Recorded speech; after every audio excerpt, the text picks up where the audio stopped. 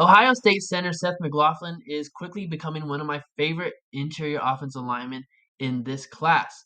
I think he is the type of player in day two, maybe even day three, that can add tremendous value to a team's offensive line, which we all know is very crucial. What is good, YouTube? Appreciate those of y'all tuning in. Today we've got a film breakdown on Ohio State center Seth Mclaughlin. Here, this is so starting it off. What I really like about Seth McLaughlin is the way he gets out into space in the run game. He's very agile, has sideline to sideline quickness, gets up to the second and even the third level occasionally, which is what he does here. So that's McLaughlin right there. If you can see over the mouse, he just works angles really good. You can see him. He gets out to that. He even gets a hand on that safety over there to the top. I mean, for most offensive linemen, you're talking about, hey, just get in their way and just kind of box them out. Here in this clip, he's able to get a hand on them, working up to that third level. Very impressive stuff. On this very next play, we see much of the same thing, and it's just able to show his versatility in the run game, right? Using him on a pull like they do right here, getting up to that next level, just extremely valuable to have an offensive lineman that can do that for you in the run game. This play right here, I mean, it's teach tape, it's textbook. I mean, however you want to call it or dice it up. It's just a phenomenal play from Seth McLaughlin right here. So Ohio State is running a stretch run to this left side. Seth McLaughlin does a good job at just continuing to move his feet. So we saw that versatility with him getting out in space, right? Well, it shows up right here. Continues to move his feet. Not only takes one, but two blockers to allow this touchdown. I mean, just watch him right here. Getting into the very close details on wide zone and stretch runs like this, where you're having to attack the defensive lineman's opposite shoulder. You want to keep your body square. He does a good job of doing that. Also keeps his head to the side for recognition of this linebacker right here, which, as you saw before, he's able to knock them out. And I mean, he should get like half a touchdown just for doing that block right there. All credit goes to McLaughlin. For an offensive lineman, I mean, it's very telling of your ability to get out in space when they have that kind of confidence to continually call those types of run plays and confidence in you to make the block that needs to be. So there's McLaughlin, the center. I mean, just gets out, he like continually getting out in space. And then for the opposing player, I mean, it's deer in headlights time. At Ohio State, he was asked to make a lot of tough blocks, and he did them. So it's a run play, stretch run to this left side. McLaughlin right here, the center, is having to make a play on this defensive lineman right here, and he's having to get to their right. I want to say their right shoulder on the screen. Correct me if I'm wrong though. So he's having to get to to their right shoulder. And what's these runs to the stretch to the outside or wide zone, anything like that, you have to have number one, good positioning. You have to keep yourself square as well. Then secondly, you have to move your feet. And then lastly, to finish it off, you have to have smooth hips. You have to be able to just reposition yourself, have a smooth transition to gain leverage. That's what he does here. Keeps his feet moving. He has the proper hand placement inside, and then right there, as you see, flip his hips. One thing I will say at times is he does play really high, and that can eventually lead into him getting beat by more defensive linemen with better, I guess, hand usage or moves that they can go to. So just something to keep an eye on. But therefore, right there, a good rep. Here on this play, McLaughlin is going to be making a block on this defensive lineman right here. He has the leverage for it. He's going to be attacking. You just want to clear space and attack their right shoulder to create a lane through the A gap right there. And he has good hand placement right here as we play this out. All he's going to do is have his right hand on the defensive lineman's left shoulder in this scenario, then with his left hand, put it on their back and really just guide them into the opposite direction to create a lane right in through here. And the leg drive, he has really good touch of, and it results in that play. So, it results in a pretty big gap for the running back to go through. Just can't emphasize enough how talented of a run blocker McLaughlin is. So he's having to make a block on this defensive lineman right here and get to their right shoulder, move his feet, having to flip his hips. He has good pad level right there, good leverage, but then he kind of gets pushed a little bit back. But I don't know if you could see. I mean, it's kind of hard to tell because there's just a lot of traffic and a lot of bodies right here. But McLaughlin has his left hand on the defensive lineman's right shoulder pad. And there you go. You get a better picture of it right there. Flips his hips in this type of run, keeps his feet moving, and look at that lane that there is for the running back to run through. Much of the same thing right here, so I'm not going to add any analysis and just have y'all watch McLaughlin here and the blocks he makes for the run. Now on to the other stuff. I mean, depending on the team that he gets drafted to, uh, it could be a blend of 50-50 run pass, 60-40 run pass, sometimes even 70-30. So now we have to worry about the pass protection stuff. How well does he hold up there? Well, on this play in particular, what Iowa did is they had a lot of, I guess, these looks on the defensive line where you'll have three to one side, two to the other side.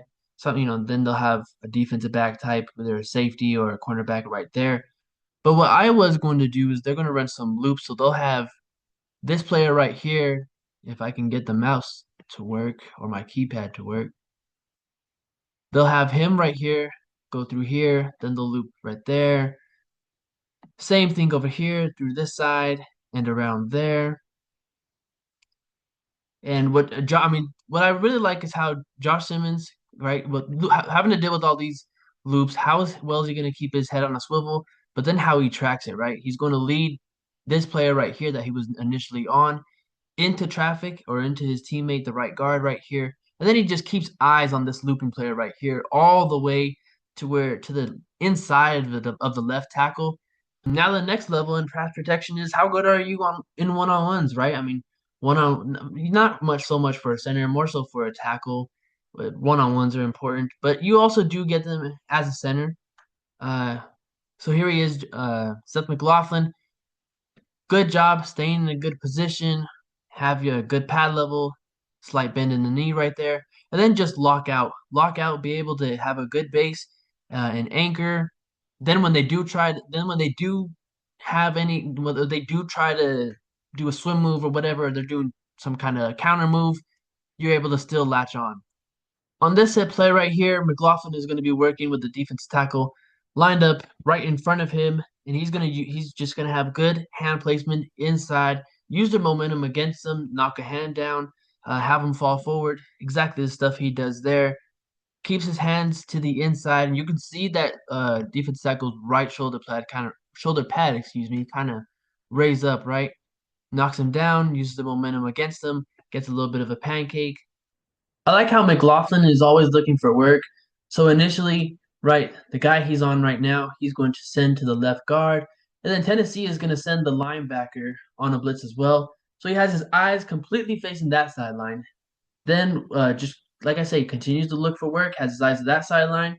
Once his teammates are in a good position, he feels like he's got him enough. You switch him back over, look for work, absorb the rush right there or the blitz right there. Now, that was some of this previous year's film. Now looking up to last year here, specifically in the Rose Bowl up against Michigan. If there's one problem I have with Seth McLaughlin and his craft or game is that he plays upright at times, and it's shown on this clip going up against Mason Graham, who's a very, very talented defensive end. Graham does a good job of getting his hands inside first and being the one to initiate contact. And McLaughlin plays a little bit too high, lean forward, results on him getting into the ground here. Here, I think you can see it, much of what I said in the last clip, but at a better angle, in a better view. Here, Michigan, it looks like they're going to be sending these five right here.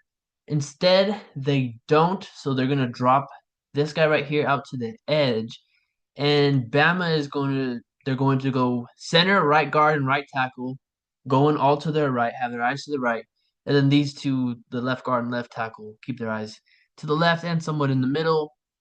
You see Seth McLaughlin right here, the center. Watch him get beat. Plays a little bit too high, leans forward in his punch right there. Defense tackle is able to swat those hands, but he still has good enough like strength with that one hand to keep it on and be able to lead him to his teammate. The processing that Seth McLaughlin shows here is pretty special, and this is a darn good look from Michigan right here. So what they're going to do is we're going to send him right here. As a matter of fact, hold on, let me get my keypad to draw. We're going to send him as well as him. We'll have him right here. He'll mirror the tailback.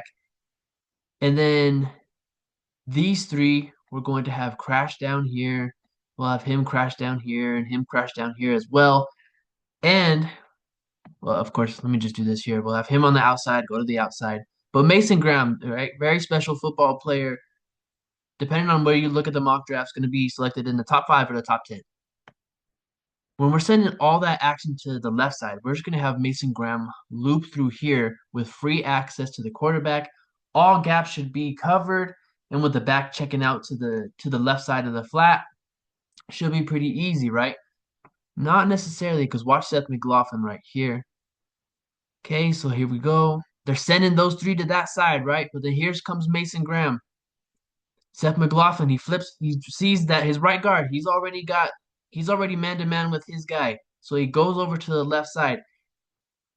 He can't get Mason Graham technically one on one. So what does he do? He just pushes, he helps out his teammate here, the left guard, pushes Mason Graham into that traffic, doesn't let him get a hand on Jalen Milroe, and then watch the kind of rushing lane that it creates for Jalen Milroe. I mean, just special. That's special on both ends, from the look and the design from Michigan, and then for Seth McLaughlin to create that for his quarterback, because we know Milroe is very athletic at this point, and of course, this is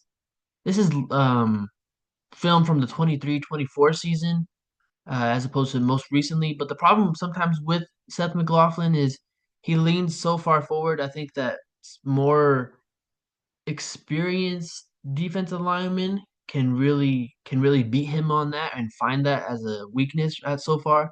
And this clip kind of further demonstrates it, right? Leans forward a bit.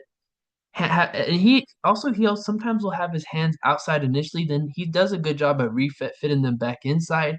But when that isn't the case and you're not always going to fit them back inside, what what is going to be your plan and how can you prevent that? But again, lean so far forward and then having your lineman fall on the ground is not ideal. I absolutely love his run game capability and his shuffle in the run game, especially when we're going with runs to the outside. So watch him here. Gets his hands first. They start outside. That's okay. In this situation, I would say that's okay because he's not looking to like absorb their power and anchor like in pass protection that you would. Uh, and also he's just trying to get them and move. So watch him shuffle, shuffle, shuffle, shuffle, shuffle until he eventually can't and he runs into sometimes his teammates or the opposing team. But his shuffle is it's tremendous in the run game. As for the film breakdown portion of this video, that is it. That is final. Now let's get into Seth McLaughlin as the football player. Seth McLaughlin definitely going to be picked on day 2 or day 3. The Achilles injury is something teams are going to have to keep an eye on. Depending on how his medicals go, I mean, he had the injury, I want to say, a week before Thanksgiving. And so with offensive linemen, lower leg injuries, you're always going to want to be keen on that.